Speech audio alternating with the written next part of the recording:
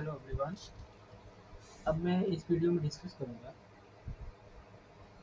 कि जब लाइट एक मीडियम से दूसरे मीडियम में जाता है बच्चा, ऐसे कौन कौन से पैरामीटर्स हैं, ऐसे कौन कौन से फैक्टर्स हैं जो चेंज होते हैं और ऐसे कौन से हैं जो चेंज नहीं होते हैं। ठीक, तो यहाँ पे डाल दीजिएगा हेडिंग अपने नोट्स में, effect on speed v and wavelength. इसको मैं लैम्डा बोल रहा हूँ बच्चा। Speed, wavelength and frequency.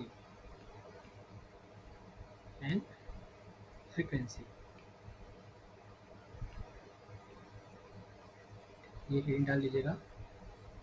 ये कब का केस है बच्चा? Due to the reflection. यहाँ पे हेडिंग देगा ड्यू टू द रिफ्लेक्शन। ठीक, रिफ्लेक्शन की वजह से ये स्पीड पे क्या इफेक्ट पड़ता है, वेवलेंथ पे क्या इफेक्ट पड़ता है और फ्रीक्वेंसी पे क्या इफेक्ट पड़ता है। तो पहला हम समझते हैं बच्चा, क्या? स्पीड पे। स्पीड पे तो इसके पहले मैंने बता रखा है, जो स्पीड होता है वो किस पे डिपेंड करता है बच्चा? रिफ्लेक्टिव इंडेक्स पे डिपेंड करता है। यानी कि जिस मीडियम का रिफ्लेक्टिव इंडेक्स ज़्यादा होगा उसकी उसमें स्पीड ऑफ लाइट क्या होगा, उतना ही कम होगा। और जिसमें रिफ्लेक्टिव इंडेक्स कम होगा उसमें क्या होगा, स्पीड ऑफ लाइट उतना ज़्यादा होगा। यानी कहने का मतलब, when light passes from one medium to another medium या one rare medium to denser medium, तो स्पीड ऑफ लाइट क्या हो जाता है, घट जाता है। और वहीं जब लाइट बच्चा डेंसर टू रेयर मीडियम में जाता है तो स्पीड ऑफ लाइट क्या हो जाता है, बढ़ जाता है। यानी कहने का मतलब कि during the reflection during the reflection of light क्या होता है, स्पीड चेंज होता है। स्पीड ऑफ लाइट क्या होता है, चेंज होता है। कैसे चेंज होगा, मैंने यहाँ बताया है कि रेयर टू डेंसर में जाएगा तो स्पीड क्या हो जाएगा बच्चा, घट जाएगा। और डेंसर टू रेयर में जाएगा तो स्पीड बढ़ जाएगा।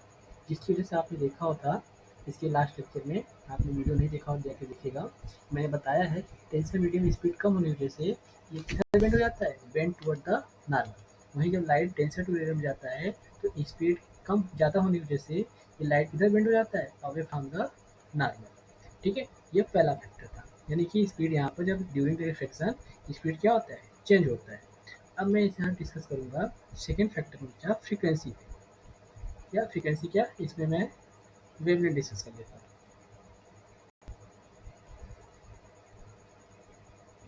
वेवलेंथ, अब वेवलेंथ पे क्या होता है आपको पता है कि v इक्वल टू क्या होता है। पहले हम डिस्कस कर लेते हैं फ्रीक्वेंसी पे, तब मैं वेवलेंथ, क्योंकि ये फ्रीक्वेंसी टर्म्स आएगा यहाँ पर। तो पहले डाल लीजिए फ्रीक्वेंसी। अब when light when light passes from one medium to another, क्या होता है बच्चा फ्रीक्वेंसी पे? फ्रीक्वेंसी क्या होता है, frequency does not change. Frequency क्या होता है, डज नॉट चेंज। क्यों, क्यों नहीं चेंज होता बच्चा? आगे में आपने देखा क्यों नहीं चेंज होता, क्योंकि ये डिपेंड करता है किस पे, it depends on the it depends on the nature of source of light. Nature of source of light पे डिपेंड करता है। इसीलिए जब लाइट एक मीडियम से दूसरे मीडियम में आता है तो उस लाइट की जो फ्रीक्वेंसी है, यानी उस लाइट की जो फ्रीक्वेंसी बच्चा चेंज नहीं होता है। ये ध्यान रखना, यानी कि एक ऐसा ये फैक्टर है फ्रीक्वेंसी।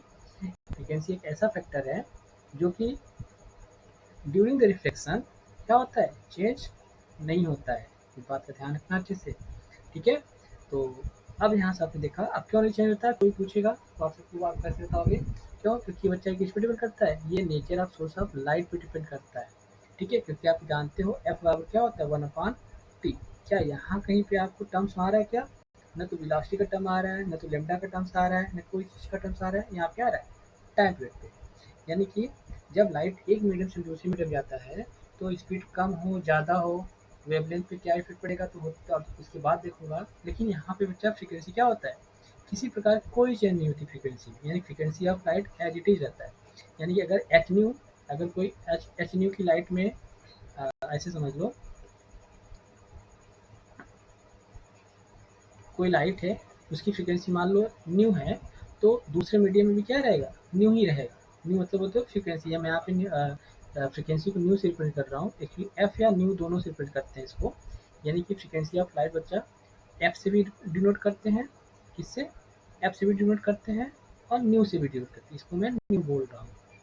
ठीक, न्यू से भी डिनोट करते हैं और एफ से भी डिनोट करते हैं। तो आप बताओगे कि लाइट बच्चा जब एक मीडियम से दूसरे मीडियम में जाता है, तो उस केस में उसकी फ्रीक्वेंसी चेंज नहीं होता है। क्यों नहीं चेंज होता है? क्योंकि ये किस पे डिपेंड करता है, किस बात पे डिपेंड करता है, वो डिपेंड करता है nature of source of light कैसा है। ठीक है, अब आते हैं थर्ड फैक्टर, क्या है, वेवलेंथ। थर्ड किस पे डिस्कस कर लेंगे हम, वेवलेंथ। अब वेवलेंथ का डिस्कस कैसे करेंगे? अब वेवलेंथ हमने बताया था कि वी नो दैट, आपने 9th में पढ़ा होगा, relation between frequency, speed of wave and wavelength. तो आपने पढ़ा था वहाँ पर क्या, F lambda, V equal to F lambda. अभी अभी फर्स्ट केस में आपने पढ़ा क्या, मैं आपको दिखा रहा हूँ यहाँ पे। फर्स्ट केस में आपने पढ़ा कि जब लाइट एक मीडियम से दूसरे मीडियम में जाता है, तो उस केस में स्पीड ऑफ लाइट क्या होता है, चेंज होता है। और दूसरे फैक्टर में आपने पढ़ा, जब लाइट जब एक मीडियम से दूसरे मीडियम में जाता है, उस केस में फ्रीक्वेंसी चेंज नहीं होता। अब इस फैक्टर में देखो, अब यहाँ पे अगर मैं एक मीडियम से दूसरे मीडियम में जाएगा, तो उस केस यहाँ पे देखो, तो एक मीडियम से दूसरे में जाएगा, तो एफ हमारा क्या है, कांस्टेंट है। अब बचा लेमडा, अगर मैं लेमडा इक्वल टू लिखूंगा यहाँ पे लेमडा इक्वल टू लिख सकता हूँ क्या, या ऐसे लिखते हैं V directly proportional to lambda. क्यों लिख दिया बच्चा ऐसे, क्योंकि यहाँ पे एफ क्या है, कांस्टेंट है। एफ क्या है, कांस्टेंट है ड्यूरिंग द रिफ्लेक्शन, यानी कि रिफ्लेक्शन के दौरान एफ कांस्टेंट हुआ। तो वी किस पे डिपेंड करने, जो वी है इसको मैं लिख सकता हूँ डायरेक्टली प्रोपोर्शनल टू, अगर यानी कि जैसे जैसे वी चेंज होगा वैसे वैसे लेमडा भी क्या होगा, चेंज होगा। यानी कहने का मतलब, अगर वी बढ़ेगा तो लेमडा भी क्या होगा बच्चा, उस केस में बढ़ेगा। अगर वी जैसे घटेगा वैसे भी लेमडा क्या होगा, घटेगा। यानी कि इस फैक्टर से मुझे ये चीज़ पता चला कि ड्यूरिंग द रिफ्लेक्शन वेलोसिटी, या स्पीड बोल देता हूँ यहाँ पर, वेलोसिटी स्पीड बच्चा, और वेवलेंथ, स्पीड और वेवलेंथ क्या होता है, चेंज होता है ड्यूरिंग द रिफ्लेक्शन। लेकिन जो फ्रीक्वेंसी होता है वो चेंज नहीं होता है, वो चेंज नहीं होता है। क्यों नहीं चेंज होता है, मैंने बता रखा है, क्योंकि इस पर डिपेंड करता है, it depends on the nature of source of light. और हमने बताया स्पीड चेंज होगा, स्पीड ऑफ वेवलेंथ की क्या रिलेशन है, हमने यहाँ पे दिखाया हुआ है, V directly proportional to lambda. जैसे जैसे वी चेंज होगा वैसे वैसे कौन चेंज होगा, लेमडा चेंज होगा। जैसे वी कम होगा वैसे लेमडा भी कम होगा। ठीक है, तो ये तीन ऐसे फैक्टर्स हैं, इफेक्ट हैं, जो during the reflection of light क्या होते हैं, चेंज होते हैं। जिसमें से एक हमने बताया था कि फ्रीक्वेंसी चेंज नहीं होता है, बाकी वेवलेंथ और स्पीड ऑफ लाइट चेंज होता है। ठीक है, ये क्वेश्चन कई बार पूछा हुआ है, ये वाला फ्रीक्वेंसी, यानी कि during the reflection of light इसमें से कौन सा फैक्टर ऐसा है जो चेंज नहीं होता है, कि कौन चेंज नहीं होता बच्चा, फ्रीक्वेंसी चेंज नहीं होता। ठीक है, ये एग्जाम में पूछा हुआ क्वेश्चन है सीबीएसई बोर्ड में, एमसीक्यू टाइप क्वेश्चन में। ठीक है, इसको ध्यान रखना, जब लाइट का रिफ्लेक्शन होता है वन मीडियम से दूसरे मीडियम में जाते समय, तो उस केस में फ्रीक्वेंसी ऑफ लाइट चेंज नहीं होता है, क्या चेंज होता है, स्पीड चेंज होगा और वेवलेंथ चेंज होगा। ठीक है, इतना बात समझ में आ गया। अब इसमें मैं डिस्कस करूँगा बच्चा, नेक्स्ट टॉपिक हमारा कि relation between wavelength in two media. अब इसी में नेक्स्ट डाल लो आप लोग, नेक्स्ट रहेगा relation between wavelength in two media, relation between wavelength of two media या मीडिया। ठीक है, अब इसमें क्या कर रहा हूँ मैं, मान लेते हैं ये इंटरफेस ऑफ टू मीडिया है, जिसमें इसमें बोल रहा हूँ मैं रिफ्लेक्टिव इंडेक्स कितना है बच्चा, v1 है, इसका रिफ्लेक्टिव इंडेक्स कितना है, v2 है। यहाँ पे स्पीड ऑफ लाइट कितनी है बच्चा, v1 है, और यहाँ पे स्पीड ऑफ लाइट क्या है, v2 है। क्लियर, यहाँ पे कोई डाउट आपको नहीं होना चाहिए। ठीक, और इसमें मैं बोल देता हूँ बच्चा, इसकी जो वेवलेंथ है लेमडा वन है, ये वेवलेंथ कितना है, लेमडा टू है। क्लियर, तो आपको पता है यहाँ पर वी नो दैट, हम जानते हैं बच्चा क्या है, हम जानते हैं कि v इक्वल टू होता है यहाँ पर, v इक्वल टू क्या होता है, एफ लेम्डा। अगर इसको मैं फर्स्ट मीडियम के लिए लिखूँ कैसे लिखूँगा, v1 और ये लेमडा 1। ऐसे जब मैं सेकेंड मीडियम के लिए लिखूँगा तो कैसे लिखूँगा, v2 equal to F lambda 2। अब देखो यहाँ पे एफ हमने सेम लिया है, क्यों लिया है मैंने अभी समझाया है। फ्रीक्वेंसी दोनों मीडियम में क्या होता है, सेम होता है, और स्पीड और वेवलेंथ क्या होता है, चेंज होता है। ये बात समझ में आ गया।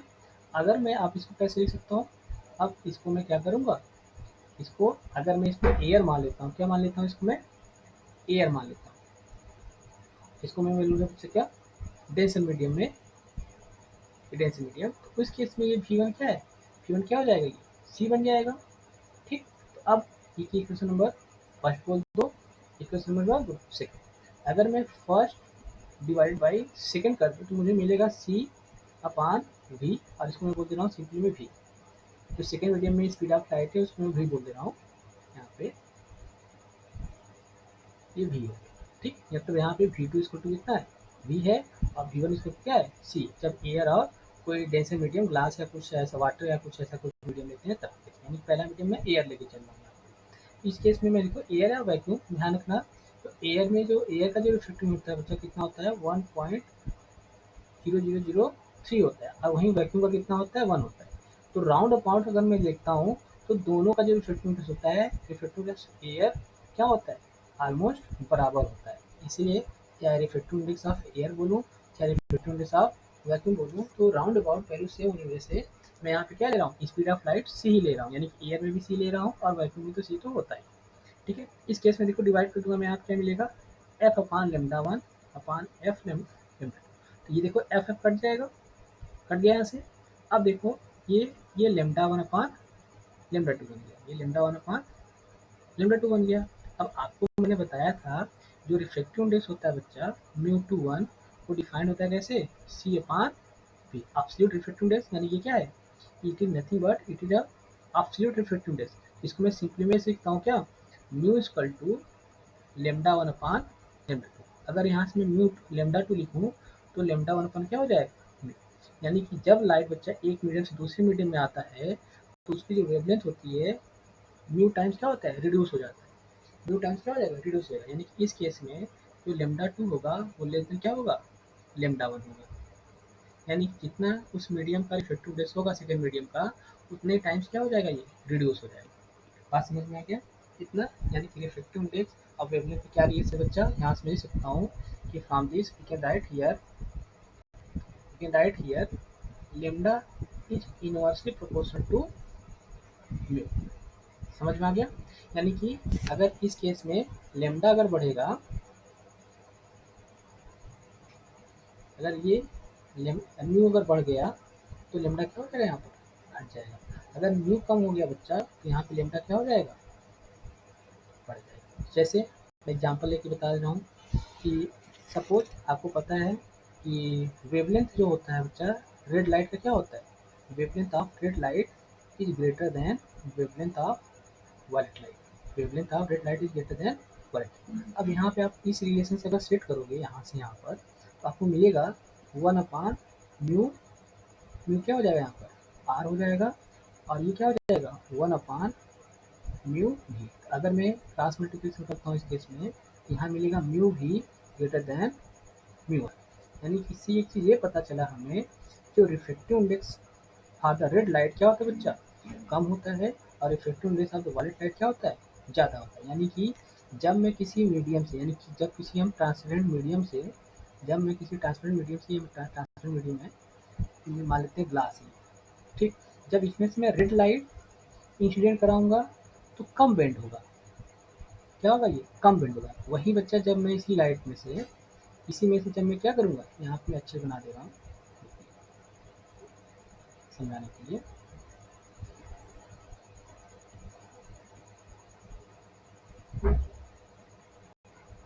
ये मैं इंटरफेस बना दिया, ठीक। यहाँ पे मैं कलर ले लेता हूँ, कलर एक रेड लेता हूँ। तो रेड केस बच्चा, ये अगर रेड लाइट पास होता है तो आफ्टर रिफ्लेक्शन ये मैं नॉर्मल बना दिया। तो रेड लाइट के लिए जब ये एक डेंसर मीडियम में मैं ग्लास बोल दे रहा हूँ इसको, सपोज इसको मैं बोल रहा हूँ एयर। इस केस में जो रेड लाइट है बच्चा, क्या होगा, कम बेंड होगा। क्या होगा, ये कम बेंड होगा।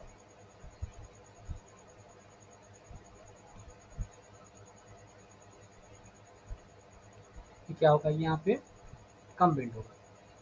ठीक, ये मैं दिखा दे रहा हूँ यहाँ पे ऐसे, कुछ ऐसे।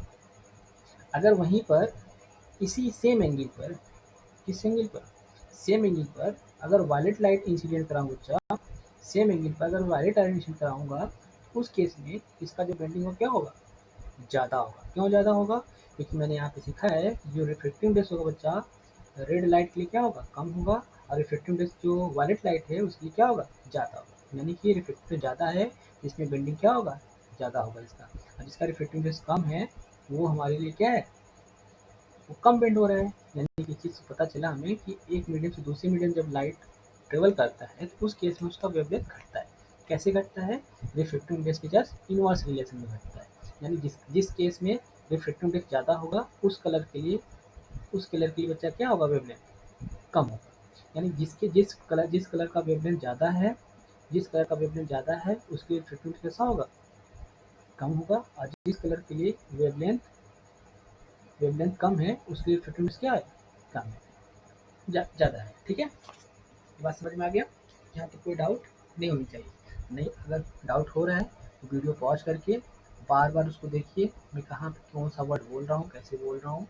ठीक है, कहाँ पे क्या चीज़ मैंने एक्सप्लेन किया है, रुक रुक के नोट डाउन करते हुए लिखिए। नोट करते हुए ध्यान रखिएगा कि मैंने कहाँ पे क्या चीज़ बोला हुआ है, किसको क्या समझाया हुआ है। तो मैंने कोशिश किया है इस टॉपिक को अच्छे समझाने की। आई होप आपको ये टॉपिक समझ में आएगा, आप इस वीडियो को देखोगे अच्छे से। ठीक है, अब मैं नेक्स्ट वीडियो में मैं डिस्कस करूँगा बच्चा factor affecting the reflective index of a medium. ठीक है, थैंक यू।